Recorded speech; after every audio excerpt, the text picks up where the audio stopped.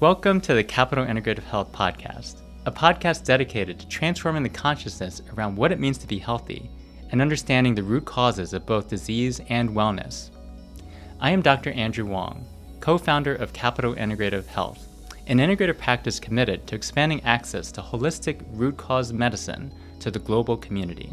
We are excited today to be joined by Araceli Benavides, one of our amazing functional and integrative nutritionists here at Capital Integrative Health.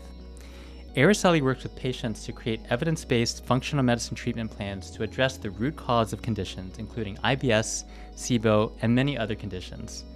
Today, we're going to help you better understand the gut-brain connection and how stress directly impacts our digestion and microbiome. This is a conversation for anyone struggling with gut issues who would like to make sustainable changes to improve their digestion. Welcome, Araceli. Thank you so much, Dr. Wong, for the invite. I'm very excited to be able to talk to you all about a little bit of my background and also how we work with patients and gut issues. Yes, great to have you on the podcast here. And first of all, just tell us how you got started in nutrition while living in Peru. Yes. So I actually have a long history with nutrition. I had a nutritionist myself when I was 6 years old.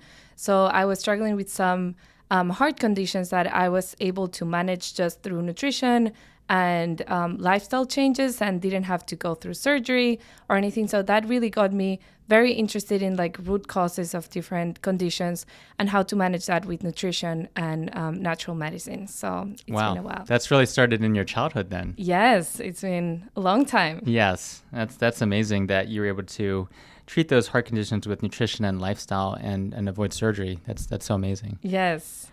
And what made you interested in functional medicine? Well, then I was trying to combine nutrition with other natural interventions. And it was then when I found the master's in integrative medicine at Georgetown. And then I found Dr. Wong. I was so lucky. I learned about functional medicine that really combined a lot of nutrition, lifestyle, and looking at the root causes through functional medicine. So I actually learned it there through the master's and was able to join the IFM as well for that. And the rest is history, and certainly we're very lucky. I feel very lucky to have met you at Georgetown. Yes. And we have been working together for about 2 years now, which is amazing. It's been an amazing journey here. And could you share with us how you started working at Capital Integrative Health and what you're doing now? Yes. So actually, after the master's, I started here my practicum. So I stayed here during the summer, and I was a clinical assistant first and helping you, Dr. Wong, with a lot of the visits and also doing a lot of the testing, like the brain scans and the vital scans. And we included the stomach acid or SIBO, so different procedures that we do here in the clinic. So I was learning about them all and just helping with the scribing and other things throughout the visits, which helped me to learn so much from other practitioners. So that was great. And then I transitioned to actually start to see patients and do functional nutrition in the clinic and working with a lot of patients that struggle with gut issues and many other things as well. And we know that the gut really is the gateway to many other organ systems and also imbalances in the body. So how has your experience been with working with the gut issues, but also how that's translated to other issues that patients have had? Yes, so we try to start with the gut first because we know how the gut microbiome is big in affecting many other things like the immune system, brain health, hormone balance, and even detox. Right now we see a lot of patients being affected by toxins, but we always want to make sure the gut is healthy so that you can continue with other treatments regarding hormones or detox or anything else that the patients need to work on. And even Hippocrates, one of the founders of Western medicine, said, to paraphrase him, he said that the gut is the foundation of both illness and wellness. Right. So I think this is where functional medicine also kind of comes in and focuses a lot on the gut as one of the first initial evaluation and treatments. True, it's so important. Yes. Now, so many are struggling with digestive issues, from bloating and gas to loose stool and constipation. So many issues that kind of get lumped up into what's called IBS or irritable bowel syndrome. And it's estimated that at least 12% of the population, which I think is an underestimation really, but has IBS. How often do you see patients with gut issues in general in your practice? Right. So here at CIH, we really see patients struggling with some sort of gut imbalances every day. And this is something very common to see and that we need to address since the beginning. So yeah, I would say something we see every day. 100% or 100%, yes. all the time. And now that we're talking about kind of the gut-brain connection and how stress directly affects our digestion and gut health, how often do you find that stress is a contributor to poor digestion? Mm-hmm. Yeah, we see that all the time. So that's a really important topic since we have a lot of experience with patients that we treat certain imbalances, like for example, certain infections like Candida or SIBO or H. pylori, but then they don't get better or they get these infections back. And a lot of the times it's just stress affecting either motility, affecting digestive output that we'll touch more about, stomach acid, digestive enzymes, and also motility can be affected by stress. So if all of these things are being impaired, it's very hard to get rid of any infection or anything that is causing the gut imbalance to begin with. So great. Let's get into the specifics on a stressed gut and what that means physiologically and what are those physiological consequences of stress on the gut. So what is the difference between eating while stressed versus eating while relaxed? I think that's a very foundational question, but it's one that's so important because we all kind of know, we've all done this before, we've all been in that situation. We've been kind of eating on the run or eating while stressed. So, what is that difference? How does that kind of manifest physiologically there? Yes, so that's very common to see nowadays, people trying to multitask and just eat while doing something else or in front of screens. So basically when our body is stressed, we have a sympathetic dominance. So that means in the past we will be like running away from a tiger or just having to fight against something, and our body's going to prioritize our vital organs, so brain, heart, lungs, and just like getting the blood flowing and just helping us to fight or flight. In this case, the digestion is not going to be prioritized, so we're not going to be secreting a lot of stomach acid, a lot of digestive enzymes. Our motility is not going to be as fast because we, of course, don't want to be necessarily digesting when we're like in that amount of stress. So on the other hand, when we do take a deep breath and we're like relaxed and ready to eat, if we're eating mindfully, taking all of our senses to our food and everything, we do secrete more stomach acid, digestive enzymes, our motility works better. So we're going to have like a more successful digestion, and we're not going to have like big pieces of food lingering in our small intestine that it can lead to bacterial overgrowth and many things. So it's definitely a complex situation. Yes. So.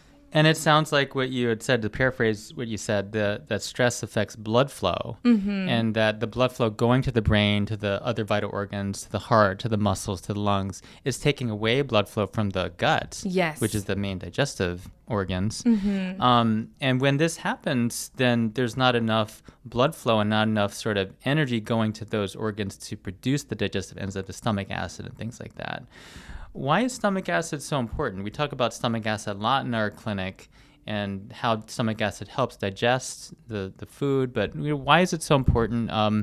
Do people have too little stomach acid or too much? Or, I think, we know that from people going to the doctors that maybe put them on anti-acid medications because they feel like they have too much, and maybe just talking to that a bit. Yes. So digestion definitely starts in our mouth, but we digest a little bit carbohydrates in our mouth. But then where it really starts is in the stomach. So we start to break down protein thanks to stomach acid. It activates the enzyme that we need to break down protein.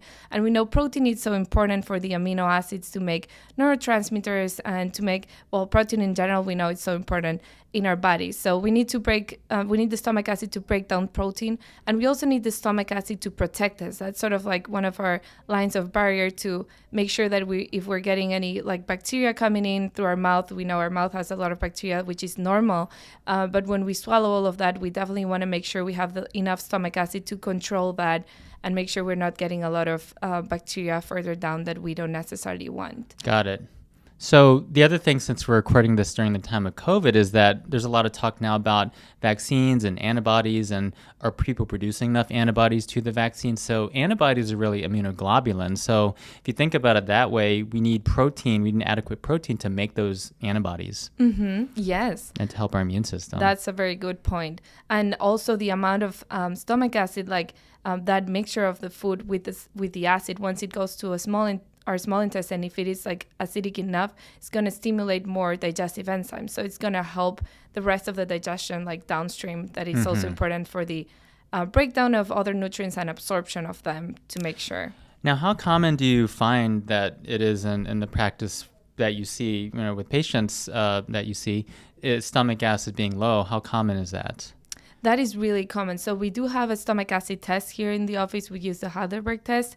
And most of the times we see patients with low stomach acid. We rarely have seen just probably 1 or 2 cases with high stomach acid, but we do see patients with reflux or GERD, heartburn, coming with low stomach acid. And that the most likely because the lower esophageal sphincter relaxes when there's not enough stomach acid. So then if you lay down, you can get that acid coming up and causing the sensation of reflux or heartburn, even when you have low stomach acid. So this traditional idea that reflux and heartburn is related to too much stomach acid might be erroneous, actually. Because I think if what you said, it makes sense physiologically. If there's low stomach acid, you're opening up that lower esophageal sphincter. So someone might not have enough stomach acid in the stomach, but there might be too much stomach acid in the esophagus related to that LES. Totally. That's great. That's a great point. Stomach acid also, as you said, is affected by stress. So if there's low stomach acid and it's very prevalent in the population, and the most common cause of low stomach acid is chronic stress, then what is the root cause there? We have to really look at that stress again, how that affects that stomach acid. Yes, we definitely want to work on balancing the nervous system to make sure we optimize our stomach acid production. So in a way, it's not only what we're eating, but how we're eating, who we're eating it with, even why we're eating. Yes. All of these factors. And what is the context of food, and how is food nourishing us? I think these are all questions that maybe we don't really think about so much. We always think about, or a lot of times we think about, what are we going to eat? What's our diet plan like? Things like that.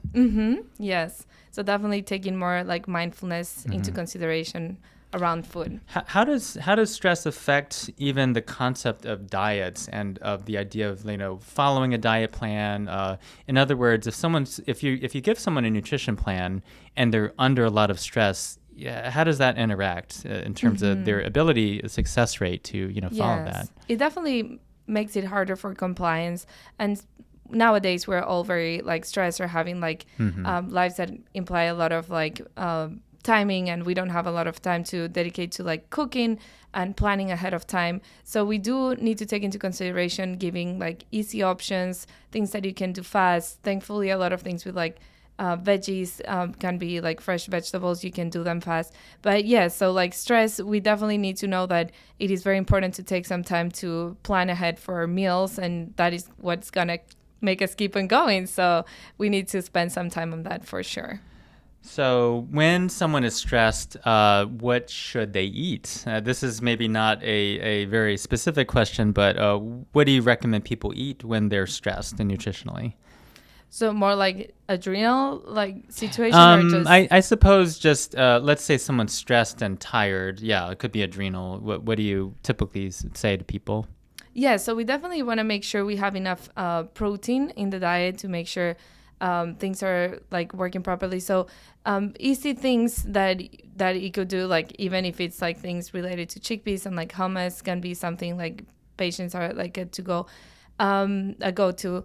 But yes, it can also be fresh vegetables, any other sort of seafood, or really healthy fats are also really important. So nuts or avocados, or just very independent on if there are any gut issues that we need to take into consideration, things like that. Okay, I'll get back to the stress and sugar connection in a little bit. Yes. Let's still go into the deep dive on the physiology here. So how does stress impact the presence of the microbiome, meaning the good bacteria, the bad bacteria? How does that work? Does stress affect the different bacteria in the gut? Yeah, so stress can also affect the gut microbiome, and it can also affect what is really popular right now, leaky gut. It can also affect the permeability of the gut. So we could see that because the stomach acid is being affected, the digestive enzymes are being affected, it is most likely that we're going to have undigested food, and that's going to affect the replication and overgrowth of non quote unquote bad bacteria or infections in our gut. And also stress is going to reduce our immune system. So it's going to reduce our ability to fight off the bad bacteria. So that can make the bad bacteria more like prevalent, and that of course affects good bacteria as well to be lower. So stress will affect both low stomach acid, low digestive enzymes, even low secretory IgA, which is that mucosal immunoglobulin. Yes. Okay. And then can cause leaky gut. So in a way, it really affects all of digestion in a way. Yes. Yes. No matter what you're eating, if you're stressed, that might affect what you're actually taking in. Exactly. Wow. That's so incredible. That's so profound, because again, looking at what we're eating, but then how we're eating it, what is the context, and how are we eating related to, screens and running around, or are we eating kind of sitting out in nature and with people that we love and things like that? Exactly. Super important. And then what is the relationship between stress and inflammation? Because I know that inflammation can affect leaky gut and everything. Yeah. So, well, you can probably talk more about that than me, Dr. Owen. You're very, very good with like the inflammatory cytokines and everything. But yes, when we're stressed, we will be like more prone to inflammation. And as you mentioned with like sugar, when we're stressed, we tend to go more for like sweet things and just like comfort foods. And that's what our body's sort of like trying to get to increase serotonin and make us feel good. But when we go for those food choices, that's definitely not gonna help our inflammation like overall in our body. So why do we go? I find that to be true as well. When we're stressed, we go for these really quick energy food choices, maybe high carbs or sugar, something that tastes really good to us. Why do we do that? And that's just always a $64,000 question, I think. Yeah. Yeah, that's really tricky. I actually was reading this book, The 4-Day Win, trying to understand more like the psychology behind eating. I know it's definitely like trying to get that boost of like serotonin or like basically like serotonin or like hormones that are going to make us like feel good, but it's like a short term, and then you're probably not going to keep that sensation for long. But yeah, we know like there's different like hormone imbalances that can lead us to that.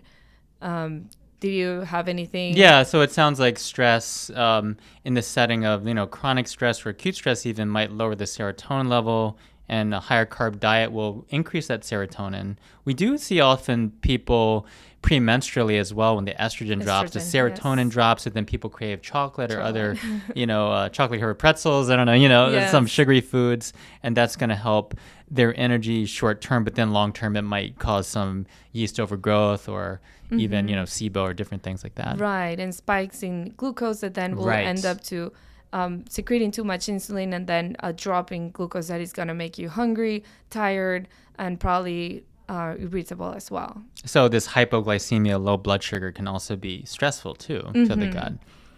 And then many people are struggling with constipation or slow motility, not having bowel movement, sometimes maybe once a week even.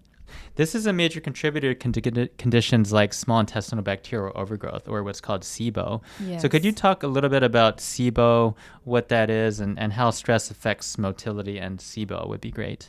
Yes, so one of the main root causes of SIBO, or small intestinal bacterial overgrowth, is slow motility. So we know that slow motility can lead to having this food that we're trying to digest for too long in our small intestine, and that the small amount of bacteria that we have there start to feed off of that and start reproducing and like having too much bacteria there. So when we have too much bacteria there, it's going to ferment our food, produce a lot of gas, and they can produce gas like methane or hydrogen, and that can affect us having diarrhea, constipation, gas, bloating, and irregular different things, symptoms related to SIBO. So so that would be basically what SIBO is. And the slow motility and the stress, again, because our body is like prioritizing other things and not digestion, our motility is not going to go as fast. But there could be other reasons why we have slow motility, like, for example, low thyroid can also be another factor. Got it. So it sounds like in order to survive, we do certain things with our body to try to survive, but to really thrive, and that would impact gut health, we have to learn how to reduce or manage stress. Yes, it's so important. So let's take a deep dive into how to manage and reduce stress. So how do we know if, there's some monitors, there's some vital scans and different things that we do here in the clinic. But if you're kind of walking in the shopping mall, if you're outside, if you're sitting at work or at home, how do you know if you're in rest and digest versus a fight or flight situation? How do you know in your body? Well, definitely our pulse can be an indicator. So if you typically check your pulse, if you're having a higher pulse rate or like heart rate, that could be an indicator that you're more towards like fight or flight state. And also like blood pressure can come up when we're like on fight or flight. And breathing, when we're breathing very shallow and we're not like deep breathing, and tend to like breathe a little bit faster, that can also be an indicator. Mm-hmm. I agree with that. It's probably time to check our pulses throughout the day here, make sure they're healthy. And we know that there's a body-mind connection. There's this idea that the body and the mind inform each other. So let's kind of talk about how the gut and brain also kind of connect a little bit more with each other. Mm-hmm. How does the gut affect brain function or brain health, and how does the brain affect gut health? What's the connection there? Yes, so gut and brain connection is very important. So we know there's a lot of like neurons actually in our gut as well, and our gut plays a huge role in producing neurotransmitters. For example, they say like even now they say like up to 90% of our serotonin can be made in our gut, and that of course can affect like our mood and brain health and mental health a lot. So it's important to make sure our gut is healthy, to make sure that our neurotransmitters are also in balance. Serotonin, dopamine, like can affect focus and how we feel. And on the other side, we know that the gut can also affect our digestion. So we need the vagus nerve to be activated, and we know the enteric nervous system is also very important for the gut. So for those to be activated and working and sending the right signals to our gut to produce the things that we need for digestion, we need to be relaxed. So everything that we've been talking about, trying to basically reduce stress, that we'll get into that as well. So in a way, the vagus is kind of like our internet information superhighway that kind of goes back and forth between the gut and brain, yes, brain and gut, and communicates. So we really talk about mind-body connection and mind-body balance, but in a way, the mind and body are very much the same. They're just different kind of ways to think about it. The mind has the mental health, thoughts and emotions and feelings and everything have physiological consequences, and then of course the physiology of the gut will affect the brain and the mind as well. Yes, it's so interesting to me how a lot of these silos that we've talked about a lot in traditional medicine, like neurology or gastroenterology or cardiology, even all these things kind of get they all these kind of artificial distinctions start going away when we realize that all these organs we're talking about, the brain, the gut, and the heart, all have neurons. And they're all neuron-centered, and they're all connected. Yes, it's amazing. So we talked about the vagus nerve. How can we support our vagus nerve? How can we support this rest and digest, relaxation kind of response so that we can digest our food better, so we can have better health, and so we can go from surviving to thriving? Yes. So there's definitely a few exercises that we can use to stimulate the vagus nerve. Everything, when we're like deep breathing, we're going to switch from sympathetic nervous system, that is fight or flight, to parasympathetic nervous system, that is rest and digest. So we could do 4-7-8 breathing. That would be like inhaling for 4, holding our breath for 7 seconds, and then exhaling for the count of 8. That's a way, making sure that you're like extending your belly when you're breathing, to make sure that a relaxation response is coming in, could be an option. And then we know that in adding the alternated nostril breathing, so trying to breathe through one, let's say the right nostril in, and then exhaling through the other side, and then inhaling, exhaling, and alternating these can also help for vagus nerve. There's some type of like breathing like that with yoga as well, that can be really helpful. And other things could be gargling. So vibration through the like throat area can like help stimulate the vagus nerve. So gargling like twice per day, the solution, it can vary, but as long as that sensation of like vibration there, that can be through gargling or can be through humming or chanting.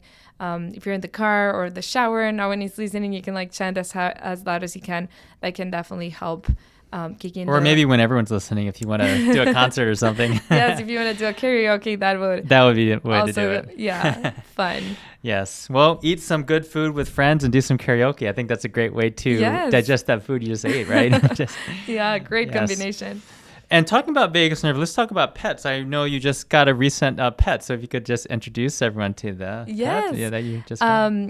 In May, I adopted Pancho. So he's a rescue dog from Puerto Rico, and he's amazing. Definitely, pets can help with reduce stress and just they're so great. So they give a lot of support for that. We got some pets during the pandemic, especially these 2 rabbits that we have. It's really been amazing for everyone. And, it does definitely reduce stress, I think, to have some animals around. So if you have animals around, your friends that have animals, it's a good thing to connect with them because, it's really connecting back to nature. And we know that animals are part of nature. We're also animals. Yes. And this is kind of what is really healing to us. Other general tips for stress reduction? Anything else that you found either yourself personally or professionally with your patients? Mm-hmm. Yes, I really like, meditation in general. There's definitely some good applications out there like Insight Timer that have good either guided meditations or music that you can put in the background because sometimes our minds are very overactive and some people find it hard when you sit down quiet to just keep the mind off other things and to-dos and things that you want to plan ahead for your day. So to quiet down the mind, there's definitely background music that you can use with those apps that I really like, especially before bedtime. I've also done in the past self-hypnotherapy with videos to try to even relax more profoundly. That's also a good thing. Yeah, I found that to be helpful as well. Yeah. Hypnotherapy, tapping is great. Yes, tapping. Acupuncture, I'm a big fan of as well. Mm-hmm. Many things. And we have some of these here in our clinic as well, for sure. How can you support yourself around mealtime to reduce stress? So you're eating a meal, you're trying to relax, but someone's, bugging you or shouting something at you. Or maybe you're thinking of some things you have to do, those type of things. But how do you support yourself around mealtime? That's a really great topic to talk about. We always discuss with patients trying to make meal times only for that. So try to avoid screens at the same time or trying to avoid doing other things while you're eating and just dedicating that time for food. If I always try to do even a minute or so of deep breathing before we start to reset, because if you do about 5 to 6 cycles of the deep breathing should help you change the balance of your nervous system to help you be on the parasympathetic side of the rest and digest type of things. So I know it's not realistic to do a lot of things during the day while we're trying to get things done. So even if it's a minute or two, that could definitely make a difference. And then it sends your body into this sense of, okay, this is a sacred space now. This is a time that I can have for myself to really nourish my body. So we're nourishing our bodies with nutrients, with food, but we're also nourishing it with that sacred space, that mindfulness that we really need, especially nowadays, so much more now, I would say. Sort of if the default mode is, the mind always being on, we have to do something active like that. Yes, and we want to focus on chewing well. A lot of the times we don't even think about it. And that's sort of where everything starts. So if we chew well our food and we're mindful about that, can also help the rest of our digestion. How many times should we chew per bite, would you say? Yes, I know there's some research out there or somewhere where I read that it ideally should be 36 times. But I know that sometimes when I've tried to do that, it just it gets to the point that it's depending on what you're eating. I wouldn't want to chew hummus 36 times. But I know, right? Right. Yeah, so I guess... as long as you feel it is watery enough and just good to go. And adding that mindfulness and savoring that the chewing might allow you to do that too. Have you heard of the slow food movement? I think it originated maybe from Italy, but this idea that people come together and sort of the antidote to fast food eating and eating on the run is this idea that people sit down and they have a slow food conversations with friends and family, loved ones, with your pets. Yes. Yeah. I've heard about it, but I feel we don't practice that over here a lot, in general in the US. So we definitely should take that into consideration. Yes, I think this whole idea even of the slow food movement, this is probably how our ancestors used to eat most of the time. Whereas now, most of the time, we're probably eating fast food, even if we're not eating fast food. Exactly. We're not eating Burger King or something like that necessarily, but we're eating fast. And so I wonder if that's also harming our guts, if we do that. Definitely. Yeah. Great. All right. Well, we'll get on to a couple other things, more some personal questions, if that's okay. So Yes. do you have a morning routine? If so, what does that look like for you? Yes, I was doing the Miracle Morning that actually is a great book. Dr. Mo recommended it to me. So if anyone wants to go ahead and try it, it's definitely really good. You do some like scribing, some silence, some affirmations, visualization, some exercise and reading in the morning. So you don't have, it sounds like a lot and it sounds like it takes hours, but you can actually do for a couple minutes each one, and definitely helps. So I was doing that prior to getting Pancho. So now that I have Pancho, the routine switched a little bit because it includes the walk in the morning outside. So he definitely is he wakes up very early, so we need to be out around 6. So that keeps me moving around 6 and being like outside, getting the natural light, which right now with the weather is great. Yeah.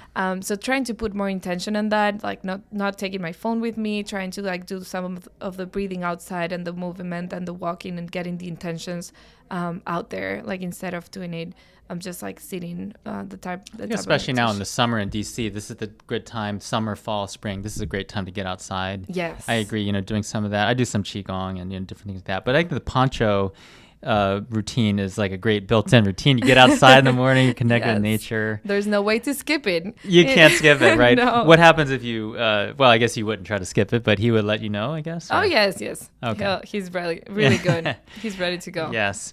What book or podcast are you enjoying the most right now?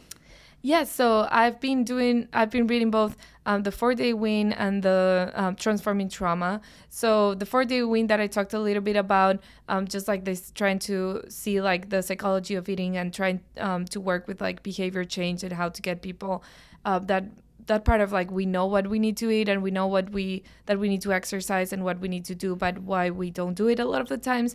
So just trying to understand that, and it gives a lot of, I like that book. I haven't finished, but it gives a lot of like interactive things. So you need to write things down, and it makes you do things along the way, which is very interesting if anyone wants to read it.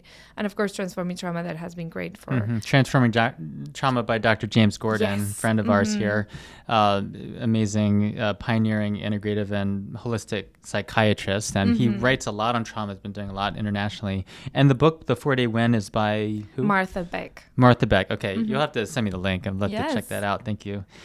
Great. And well, you are a integrative functional nutritionist and practitioner. So what is your favorite meal to make?